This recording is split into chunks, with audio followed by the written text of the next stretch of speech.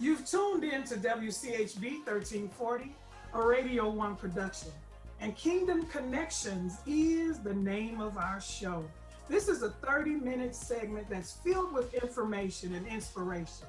I am Reverend Dr. Kimberly Whitsett, your host for today's Kingdom Connection experience. Today we deal with good grief, the road less traveled. As always, I want to first give a special shout out to my pastor, Reverend Dr. James Minnick and the Mount Pleasant Missionary Baptist Church. I want to remind you that today and every second Saturday, we are on this broadcast to talk about all things good grief. There is a way in which to deal with grief, and I call it good grief. So welcome to this connector of tools, tips, and techniques as it relates to the subject matter of good grief. Last we were together, we focused on welcome back, but at a distance. Yeah, take that in for a minute. Welcome back, but at a distance. We had a guest on that really showed us that as states are opening and businesses are opening and churches even are opening, so is the one that's dealing with grief. We have to have a time and a period and a point in our journey that we consider reopening our hearts. We consider reopening our minds, our trust factors. All of those are things that the one that's going through grief have to take on, whether you're going to reopen again your very life. Essentially, that's what it's all about. But today, we're going to be dealing with the topic, picking up the pieces. Let me tell you going in that there are no cookie cutter steps when it comes to grief and how we ought to handle that journey. It is, trial and error. It really is climbing and falling and ups and downs, but not to fear because help is on the way. Yeah, I'm glad you've tuned in to the Good Grief Clinic because with me today, I have two ladies who themselves have and are picking up the pieces.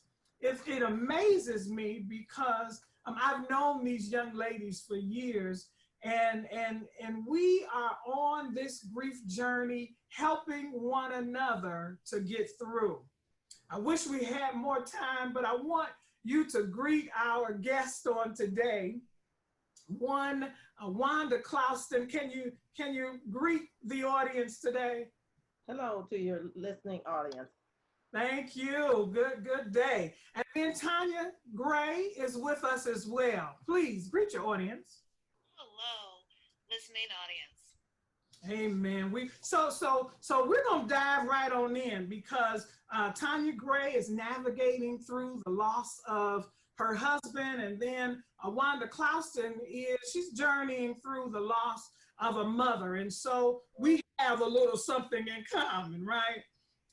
Ladies, I thank you so much for coming on and sharing your grief journeys. We're going to dive right in because the lessons that I know that you're going to share is going to help someone else. And not so much as helping somebody else, but it heals us as we talk about it. It heals us. Would you agree? Yes. It heals us as we go through the journey. And so I thought when I was thinking about picking up the pieces, I thought about, having a faith as such that we don't usually ask the question why. We don't, in this faith journey, we're sort of taught not to question God. But as I picked up the pieces, I kind of questioned God and tried to figure out what was going on with the journey. I used to think when it comes to picking up the pieces, I used to think that it meant I had to get over it. You heard that before? Yeah, I had to get over it. I had to get through it. But here's what the thing is, I don't know if we ever get over it. I know we get better with it, but I'm not sure that we truly get over it. I used to think even that picking up the pieces meant that they'll never fall again. that they would never fall again, that I would never have hurt 2 years later. But here we are with picking up the pieces. Listening audience, after your world is shattered, it's usually shattered into pieces if you had love for that loved one. And so all of those pieces then being shattered, somebody got to pick up the slack. That's a good place for a preacher right there to get in and tell you who to do it, but that ain't why I'm here. That ain't why I'm here. I'm here because we have two young ladies who's doing just that. They're picking up the pieces. I'm going to start with you, Tanya, because I do know that we share an infinity as far as husbands are concerned. And you had to, take care of and deal with the loss of your husband. Can you explain a little bit about your journey? That journey was something that I don't think any of us could ever truly prepare for. So, excuse me, my husband was diagnosed with cancer and fought it pretty good, beyond the average, person. So that was good. I do say I had a great counselor. So look out for that help, seek that help, find it. And during the process, as the time got closer, she said, start moving things. And I was like, what is she saying? Move things. So I started moving things. And then, of course, that means moving, like perhaps the blanket that I always sat at the chair. That meant moving the things out of the bathroom. So things like that. However, the next morning, as Dr. Kim and I was discussing, the next morning, shattering pieces. Um, I began to throw things, literally throw things, no longer moving things. I was throwing plates and dishes into the fireplace with my anger. But the good thing is, God is always with us. And as I was picking up all those pieces, I was like, man, this looks like mosaic. I could actually do something with this. I love that. Absolutely. Like it was a plate, it was a glass, but now I can actually do something with this. Yeah. And when I thought of that, the epiphany came, and it was like, I got to pick up the pieces in my life too and begin to create that new mosaic. Yeah. And I want to interject right there because you said something that was so special. You said you had a counselor. I too had a counselor. So what is it important, or would you think that it's helpful to have a counselor during this time? most definitely, Dr. Kim. I tell people you need to talk to someone who, quote unquote, do not have a dog in a fight. Yeah. Right? I mean, do not have it at all. Pardon me. Yeah. You want that person you can talk to that's not emotionally, physically, financially, anywhere attached to any family member or any friend, that you can just let it all out Yeah. and discuss it. So I love that. it's not shameful. Mental health is important, That's and right. you have to seek that type of assistance. So, yeah, and it was just happenstance. I didn't even look for her. I just simply called into the doctor's office to go pick up some medicine. And I said, oh, just ship it to the house. And she was like, no, you ship it down here. You come pick it up. I love that. Right in your face counseling. Yeah, Hello. in your face. She was no Uh-huh. holds bars. So and that's how I end up getting her, And then of Wow. course you do get, as the process continues, you will be offered that assistance. So please Yeah. reach out and take it. I mean, Right. she wasn't the only individual I spoke to. So Yeah. that assistance is there. Yeah. Community is important in grief, and it comes from a gamut of places. But that's when again you have to be receptive, to believing and receiving again. Yeah. We also have Wanda Clouston, who again has had the journey of taking care of a mom, illness, and having to decipher through how to manage taking care of a whole nother person as well as yourself. Can you tell us a little bit about your journey, Wanda? Sure. Our journey basically started with us getting a diagnosis that she had dementia. And since we didn't know what exactly that is, because when you get cancer, it's pretty much you do such and such and such and such, and the person recovers or whatever. With dementia, you're not really sure what it is. You don't know what steps to do. You don't know anything. And then doctors try to be nice and give you ideas, but that idea doesn't work with the person that you live with and love. So you No got to cookie cutters. so you have to figure out other ways of making it happen. So we spent a lot of time just trying to deal with the anger, the frustration, the trying to get the doctors to listen at times, learning about a whole process and a new system. And then she ended up having a stroke. So that was a whole different set of things you have to deal with. So learning, or not learning, but I guess maybe it is learning about the healthcare system and the nursing facility system, and how at first, unfortunately, when we put her in there, I used to try to remember everybody's name. Then after a while, I realized people don't stay around long enough to remember their name. So why am I trying to remember somebody's name? And I can't. So I just said, if they stay longer than a month, I'll make an effort. But it was so many things that you see and don't see, that you don't understand why people don't have, and you feel sorry for people who don't have an advocate for them, for their loved ones or in the facility. Because if you can't speak up, you just get lost in the shuffle. Oh, absolutely. And so that's why it was just kind of like every day I went in and took care of her and made sure this was done, that was done. If it wasn't done, I'm like looking for who they are. I knew every nurse's name and everybody's name. And at a point, it had gotten to the place where they saw us so much that they actually advocated for us. So if a doctor came in saying they wanted to change something, a nurse would say, no, don't do that, because we've already got this set. We're all set. We don't need any changes. So that part was good because people realized we meant business. When we showed up, it's time to do what we got to do. And then you were on that journey for how long? She got diagnosed about 2010, and she passed in 2017. Okay, so about 7 years. Yes. You're on that entire journey. You're talking about completeness. That's the number of a complete journey. And what is interesting is that you were the voice that she could not be at that time. You and your family seem to have been there to let the facilities know that she has someone that cares about her. And so often people don't have that voice, as you were saying.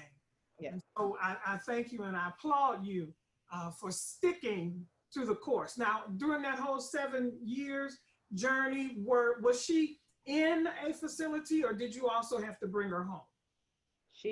At first she wasn't, because she was talking and everything, and she had a stroke maybe two or 3 years into it. Mm-hmm. But the dementia was so strong. She would fight and argue and cuss out people and all that. So she was mobile. Mm-hmm. So a lot of times even though I lived with her, sleep was a hard thing to come by. People talk about they slept for 10 hours on a day. I slept for 10 hours for the week. For the week? For the week. So it was either 10, if I got 14, it was still great. Yeah. It wasn't a lot of time. And then you have to try to get up and go to work and function. And you went to work during this. Yeah. Okay. Yeah. Bless your heart. At the beginning, I worked full time. It was just hard. It was just trying to get up and go here, go there, be everywhere. At one point, I had to do physical therapy, and the doctor, or the phys guy asked me, he said, "When do you sleep?" I said, "On the weekends. When I get a chance, I sleep on the weekends." And I always, whatever I did, I made sure it was on a route, because I didn't want to crisscross the city or whatever. So if I worked a certain place and I had to go somewhere, it's always near where I work, and it was always on the route, no matter what. And so you exhausted all of that time taking care of mom and being sure mom was taken care of, and the duties that was needed to be done. At what point after her transition did you settle in order to realize that you mattered and that you too had to pick up the pieces? Probably when I finally, I had pulled a muscle in my hand, and the doctor said I needed surgery. And I had surgery like 2 weeks after she passed. Okay. So I'm like, okay, I just need to take care of me, find all the things I need to do, go to what exams I need to have. A doctor retired on me, and I didn't even know that she retired. And they sent notice to me, and I was like, I don't remember anything of that. Yeah.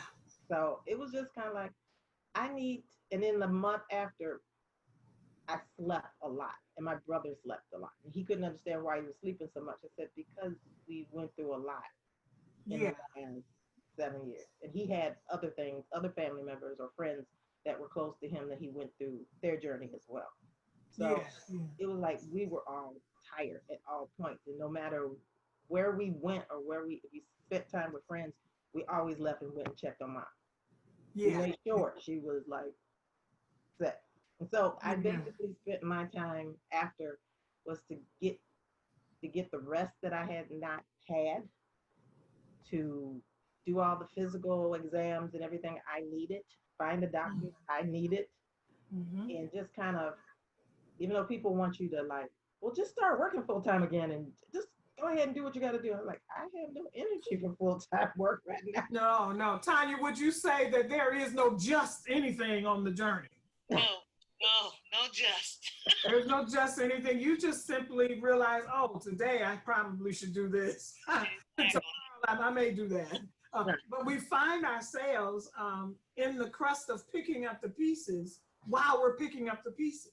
Oh We yeah. don't realize that we've exhausted so much of our energy and so much of our time, especially when you're dealing with long-term illness. You don't really realize how much of a toll it's taking on your body until one day you found out, 13 hours later, you're just now waking up because the body will tell you exactly what it needs in order to pick up the pieces. Yeah. Tanya, how did you start picking up the pieces on your journey? Um, During the journey, before my husband passing, my body was giving me signals already. Um, After the passing, my body major oral surgery was needed. I had to have foot surgery. I got a sciatic nerve pain out of nowhere. I mean, from the foot surgery, they tell me because I was walking unevenly. But your body will tell you. Your head may be like, okay, we can sometimes be type A personalities and Absolutely. checking that list off and getting things done.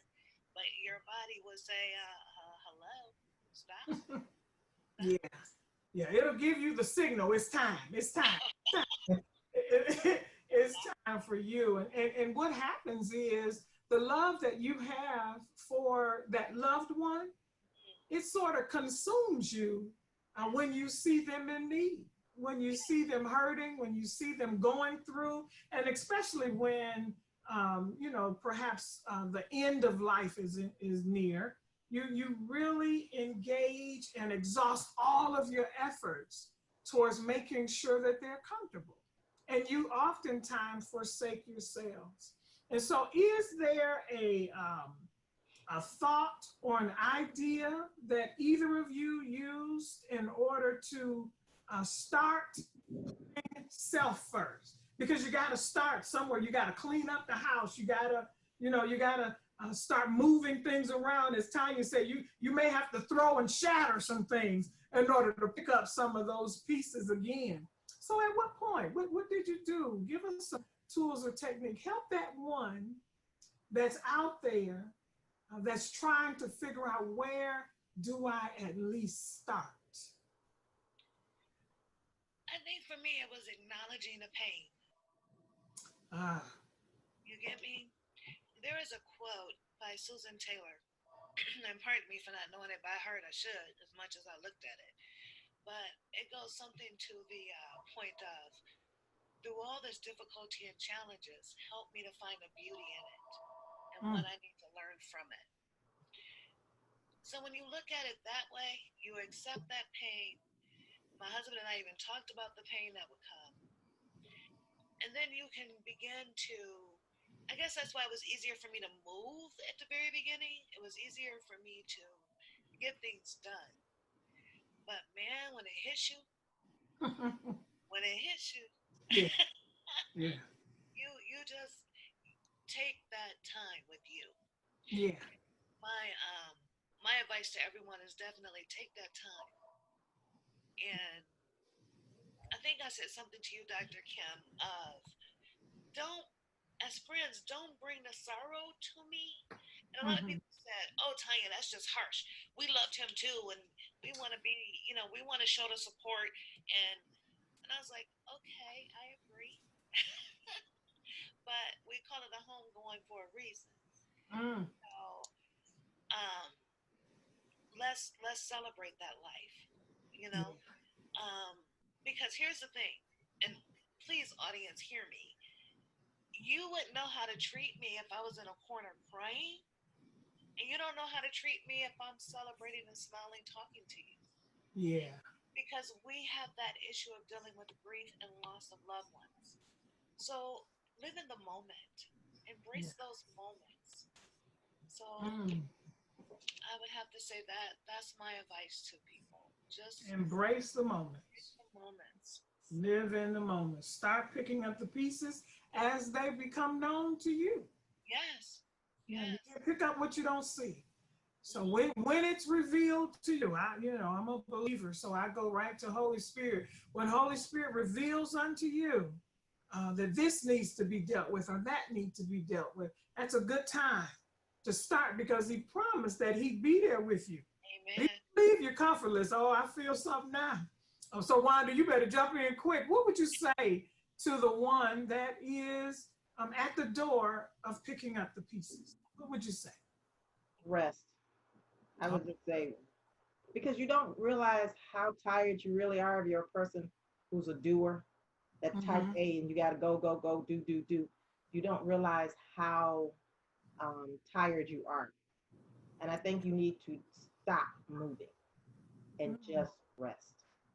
And And then it gives you the energy that it also gives you the energy to move forward, but it gives you the time to figure out what that next step is for you, exactly. whatever that may be. It may be throwing things away, or it may be figuring out what your next move is, Yeah, whatever it may be.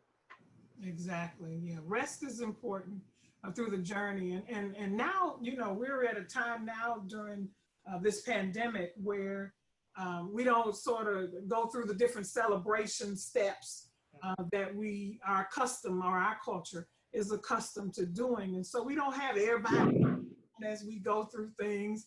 We don't have, all of the food and the laughter and the comfort of hands and arms holding and touching us as we try to get through the initial shock of it all. We don't have all of that right now. But what both of these young ladies have said is that you need to embrace moments. You need to get in touch with yourself. You need to rest as rest becomes available. Do not just go through the journey haphazardly. And because for a lot of those that are experiencing grief, it's maybe a first real time, Right. that one hit home. That's what we say, oh, that one hit hard. And we don't have much to refer back to personally. But I would that you take the advice and or testimony of these two witnesses that are simply saying you need to love yourself enough to hear yourself, Amen. to Yes. love yourself enough to Mm-hmm. thine own self be true. You know you tired. Yes. The first thing we want to do is have what we call in biblical terms the Martha syndrome. We want to go and do and be and we got to move. Mary did what? She sat at the feet. I know. I ain't preaching today, but she sat at his feet and she rested. She gleaned off of the word. She got the needful thing. That's what he said to her. You doing the right thing, Miss Mary, by sitting still. That's what the word says. And knowing that he is God. And once you do that, you can embrace every morning after. You can embrace every situation that will come, every doubtful time, every time when you're weary and worn. You can face it because you have the one on the inside. Oh, yeah, I brought him in here now. You have the one on the inside that has promised to be your comfort. Think about that. You can't pick up the pieces. Yeah, you can technically pick up stuff. You can technically go about the duty. But if you really want to pick up the pieces, if you really want to start all over again and do it in a new normal kind of way, isn't that what we're saying these days? If you really want to do that, yeah, take God along with you. Take Jesus along with you. That's what I had to do on my journey. That's why I bring it to the table. That's why I bring it to our conversation, because that's how I picked up the pieces. That's the only way I knew to pick up the pieces. I sung about it. I preached about it. I taught and talked about it. But it was not until I had to experience this thing for myself that I realized, yeah, without Christ, what we say, I really am nothing. So because of that, each journey, each walk, whether it be the loss of possessions, things, people, places, animals, whatever it is, yeah, pick up the pieces with Christ.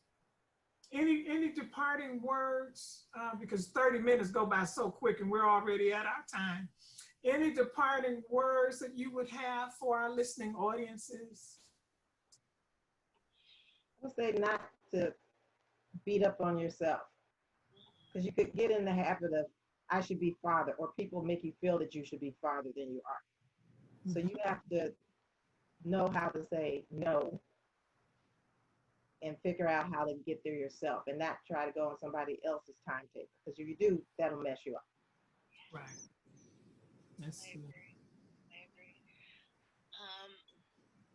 I would just say, like you said, Dr. Kim, remember to simply love yourself and listen.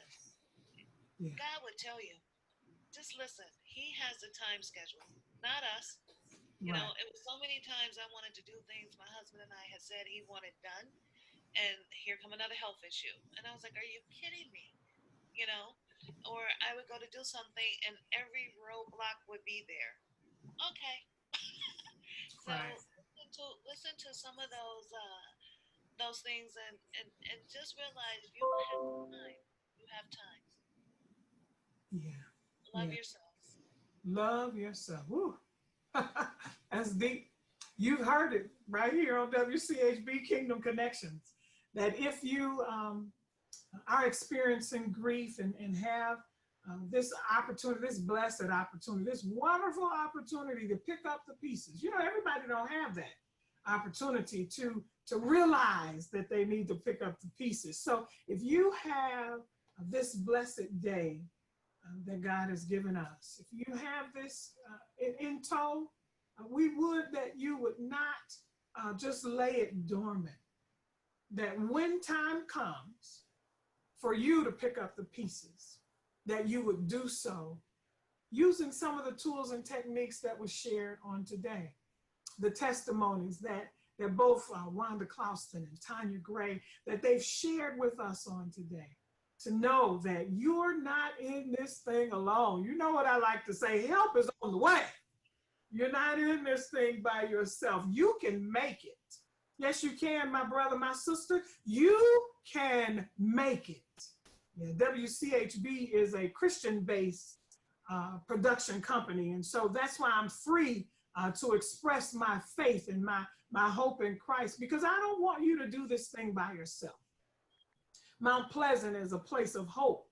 The church in which sponsors this program, it's a place of hope that we come expecting a blessing, and even in the journey of grief, you can expect a blessing. You can expect that God is no shorter than his promises, and he is a man that he cannot lie. If he said, blessed are they that mourn, for they shall be comforted, put your name right there. Come on, somebody, put your name there and say, Lord, you promised that you would comfort me. You promised that you would heal and make me whole again. Help me to pick up the pieces. Yeah, and watch him come to your rescue. May not come how and when and where you want him to. You know how we put him in that shape. It may not be like that, but just in the nick of time, he'll help you pick up the pieces. You got to do something. You got to do something on this job. He'll help you to pick up the pieces.